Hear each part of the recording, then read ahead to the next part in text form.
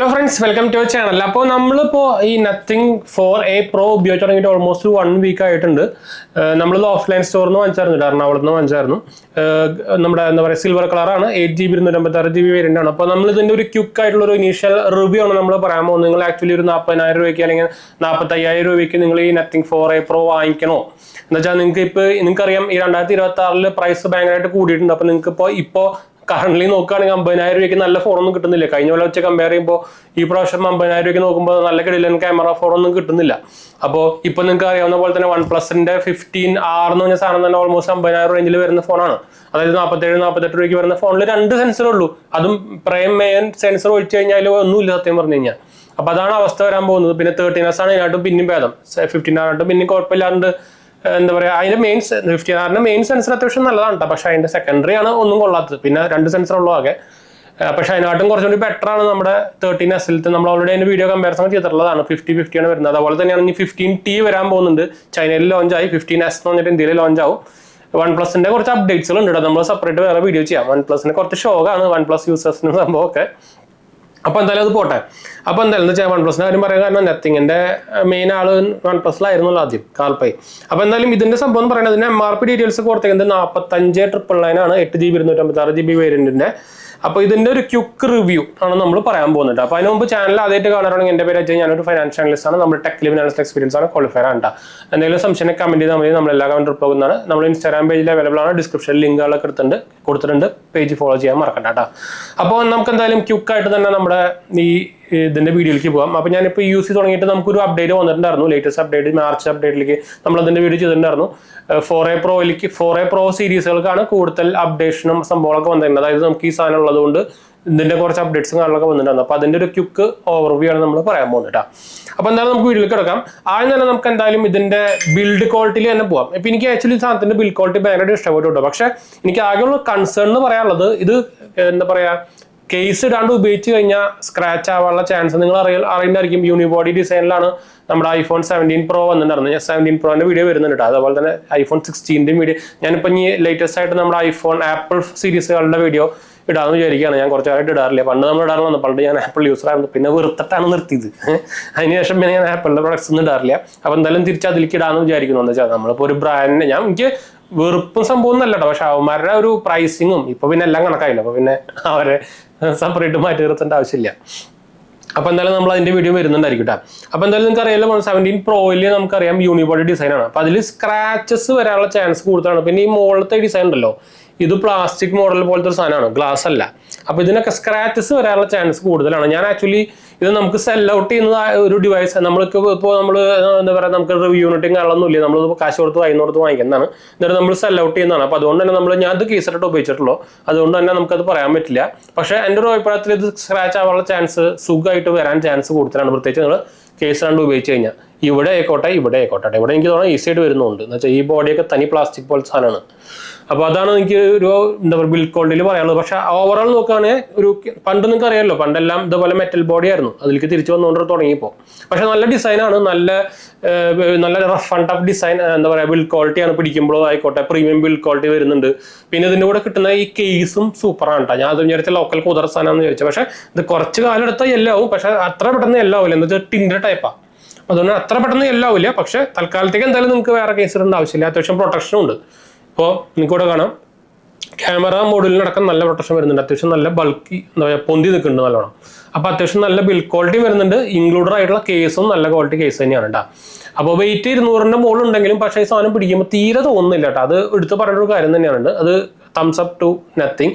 അതുപോലെ തന്നെ ഇതിന്റെ ഡിസൈൻ, അടുത്ത് നമുക്ക് ഡിസൈനിലേക്ക് പോകാം. നമ്മൾ എന്തായാലും ബിൽഡ് ക്വാളിറ്റി പറഞ്ഞ് ശ്രദ്ധിക്കുക. അടുത്ത ഡിസൈനാണല്ലോ വേണ്ടത്.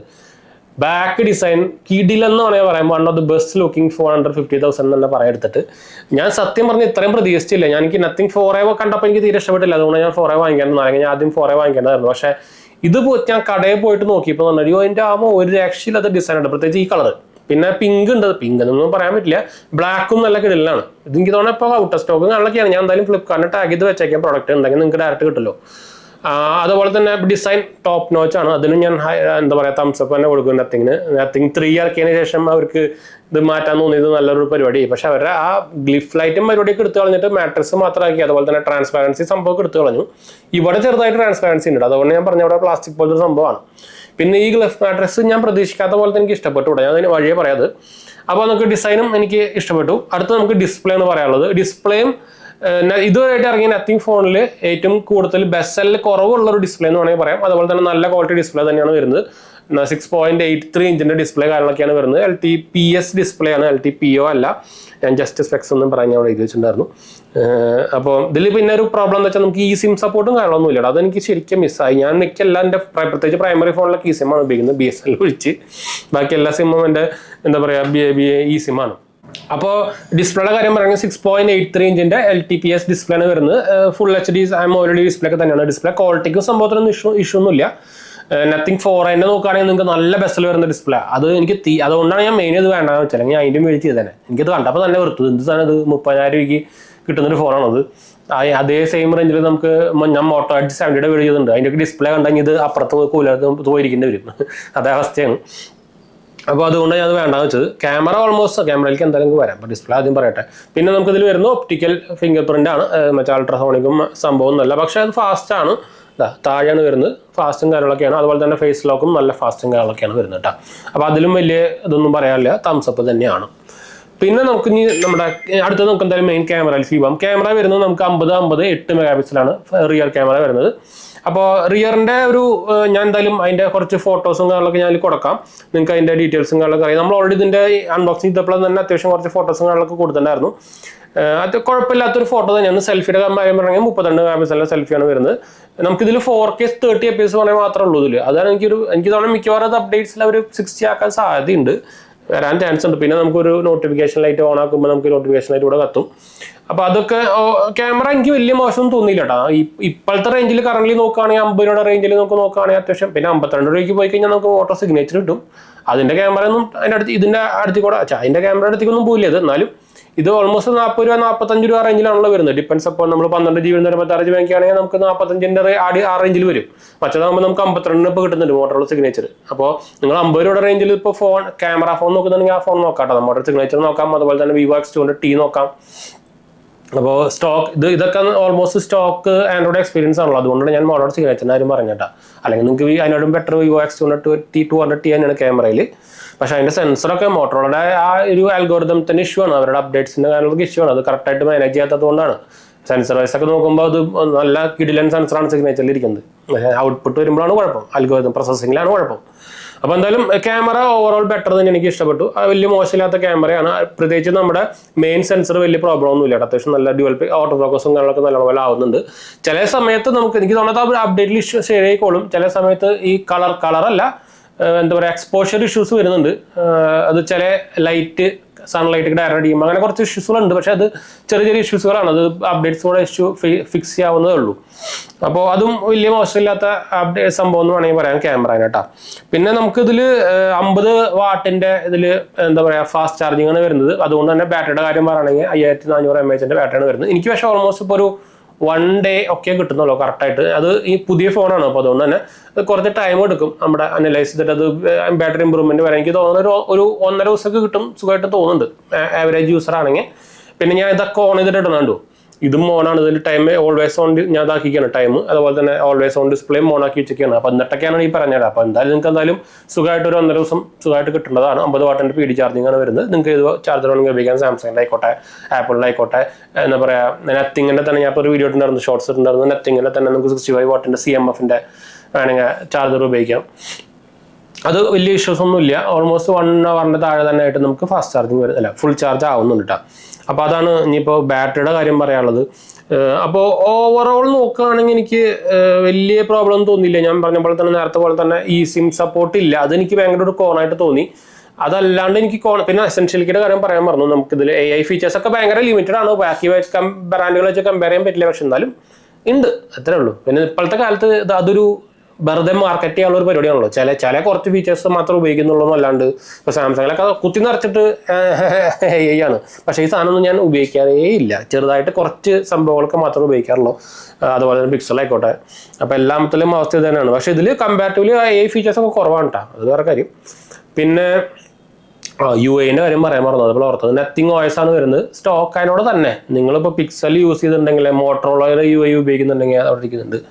അതൊക്കെ ഓൾമോസ്റ്റ് സിമിലർ ആണ്. അതിന്റെ മുകളിൽ ചെറുതായിട്ട് കുറച്ച് സ്കിന്നും കാര്യങ്ങളൊക്കെ വെച്ചിട്ടുണ്ട്, അത്രേ ഉള്ളൂ, വേറെ ഡിഫറൻസ് ഒന്നും ഇല്ല. ഓൾമോസ്റ്റ് സിമിലർ ആണ്, അപ്ഡേറ്റ് പേജും ഒക്കെ സിമിലർ ആണ്. ജസ്റ്റ് അതിന്റെ മുകളിൽ കുറച്ച് സ്കിന്ന് അങ്ങോട്ട് ഇങ്ങോട്ട് തൊട്ടി കളർ വെച്ചു, അത്രയ്ക്കേ ഉള്ളൂ കേട്ടോ. വേറെ ഓൾമോസ്റ്റ് സ്റ്റോക്ക് എന്നോട് തന്നെയാണ് സംഭവം. പിന്നെ ആഡിന്റെ പരിപാടിയൊന്നും ഇല്ല കേട്ടോ, ആഡൊക്കെ ക്ലീൻ ആണ്. ഇതിൽ ഓൺ ചെയ്തപ്പോഴും ചെറുതായിട്ട് അൺഇൻസ്റ്റാൾ ചെയ്യാൻ പറ്റുന്ന കുറച്ച് ബ്ലോട്ട്വെയർസ് ഉണ്ടായിരുന്നു, ചെറുതായിട്ട്. ബ്ലോട്ട്വെയർസ് എന്ന് പറയാൻ പറ്റില്ല ഇതിനെ, എന്നാലും നമുക്കത് എക്സ്ട്രാ ആപ്പ് ആയതുകൊണ്ട് അതിനെ ബ്ലോട്ട്വെയർ എന്ന് പറയാം. ശരിക്കും അത് ബ്ലോട്ട്വെയർ അല്ല, പക്ഷെ അത് അൺഇൻസ്റ്റാൾ ചെയ്യാവുന്നതാണ്. അപ്പോൾ അതും ക്ലീൻ തന്നെയാണ്, അത് കുഴപ്പങ്ങളൊന്നുമില്ല. പിന്നെ ലേറ്റസ്റ്റ് ആയിട്ട് നമുക്ക് നമ്മുടെ മാർച്ച് അപ്ഡേറ്റ് വന്നു നത്തിങ് ഓയസിന്റെ. അതിൽ കുറച്ച് നമുക്ക് ഈ ഗ്ലിഫ് മാട്രിക്സിന്റെ 5 ഗ്ലിഫ് മാട്രിക്സിന്റെ കാര്യം പറയാം. അതിൽ കുറച്ച് അപ്ഡേറ്റ്സും കാര്യങ്ങളൊക്കെ വന്നിട്ടുണ്ട്. ഇപ്പോൾ അത് പുതിയൊരു ഡിവൈസ് ആയതുകൊണ്ട് തന്നെ അവർ ഈ ഗ്ലിഫ് മാട്രിക്സ് ഇതിന് വേണ്ടി ഒപ്റ്റിമൈസ് ആവണുള്ളൂ.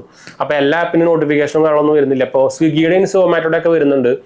അതുപോലെ തന്നെ നമുക്കിത് ഓൺലൈൻ ഓൺ ആക്കിയിട്ട് വാച്ച് ഇടാം, അല്ലെങ്കിൽ മൂൺ ഫേസ് ഇടാം, അല്ലെങ്കിൽ നമുക്ക് ബാറ്ററി ഇൻഡിക്കേറ്റർ ആയിട്ട് ഇടാം. അങ്ങനെ 4 സംഭവങ്ങൾ ഓൺലൈൻ ഓൺ ആക്കി ഇടാം. ഞാൻ അത് ഓൾവേസ് ഓൺ ആകുന്നുണ്ടോ, രാത്രി മാത്രമാകുമ്പോൾ ഞാൻ സെറ്റ് ചെയ്യുന്നുണ്ട്. രാത്രി ആകുമ്പോൾ 10 മണിയാകുമ്പോൾ ഓഫ് ആവും, അത് കാലത്ത് ഒരു 7 മണിയാകുമ്പോൾ ഓൺ ആവും. അപ്പോൾ ഇത് ഫുൾ ടൈം ഓൺ ആയി സാധനം. അത് ഓഫ് ചെയ്ത് വിടാം കേട്ടോ, ഞാൻ വെറുതെ പറഞ്ഞാണ്. അപ്പോൾ ഇതിൻ്റെ ഒരു അട്രാക്ഷൻ ഇതല്ല, അപ്പോൾ ഞാൻ ഓഫ് ചെയ്തിട്ടുണ്ടെന്ന് വിചാരിച്ചു. പിന്നെ അത് വലുതാണ്, നത്തിങ് ഫോൺ 3 വെച്ച് കമ്പയർ ചെയ്യുമ്പോൾ ഈ സാധനം വലുതായിട്ടുണ്ട്, അത് എനിക്ക് ഇഷ്ടപ്പെട്ടു കേട്ടോ. എന്താ വെച്ചാൽ കുറച്ചും കൂടി യൂസ് ആവുന്നുണ്ട്.